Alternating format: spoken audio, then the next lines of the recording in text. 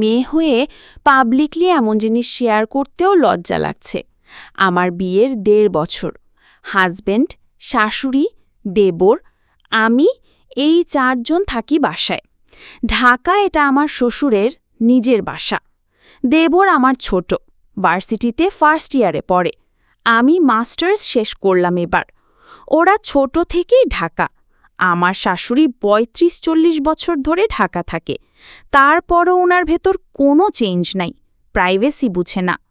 ছুটির দিন আমি আর আমার হাজব্যান্ড শুয়ে থাকলে সবসময় তো দরজা আটকিয়ে রাখা যায় না।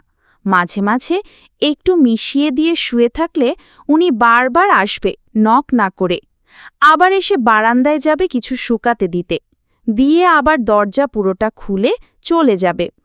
সকালে বুয়া ঘর মুছতে আসে ৮টায়। ছুটির দিন দরজা খুলে দিয়ে আবার যদি শুই, আমি ডিস্টেন্স মেনটেন করি বুয়া কাজ করে যাওয়ার আগ পর্যন্ত।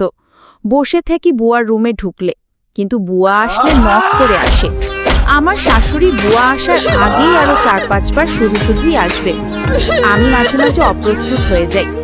এখন আমি প্রেগনেন্ট, মাঝে মাঝে জামা কাপড় ঠিক জায়গায় থাকে না। দিনের বেলা যখন শুয়ে একা, তখন দরজা মিশিয়ে শুই। উনি এসে খুলে রেখে চলে যাবে। আমার রুমের সামনে দিয়েই ফ্রিজ খোলা লাগে, ফিল্টার থেকে পানি নেওয়া লাগে। দেবর আসে যায়, তাও ওনার সেন্স কাজ করে না। বারবার উঠে আমার দরজা মিশানো লাগে। আবার একা থাকলে দরজা আটকালে বলবে কি করে একা একা। ওনার রুমের পাশেই বেসিন, ওয়াশরুম। তার উনি আমার রুমের ওয়াশরুমের বেসিন ইউজ করবে। ওনার রুমে বারান্দা আছে, তাও আমার রুমের বারান্দায় এসে বাটি এটা ওটা শুকাতে দিবে। ওনার ছেলে যদি এগুলো বলে যে নক করে ঢুকতে, তাহলে ভুল বুঝবে যে ওনার স্বামীর বাসায় এখন ওনার অনুমতি নিয়ে ঢুকতে হবে। মেয়ের সাথে ফোন দিয়ে কান্নাকাটি করে ঝামেলা করবে। কিভাবে ওনাকে বোঝানো যায়, কাকে দিয়ে বলাবো? এসব ঠিক করার উপায় কি না? প্রকাশে অনিচ্ছুকে কাপড় গল্প। আপনারা যদি গল্প শেয়ার করতে চান, তাহলে ইনবক্সে অথবা টেলিগ্রামে যোগাযোগ করুন। ধন্যবাদ।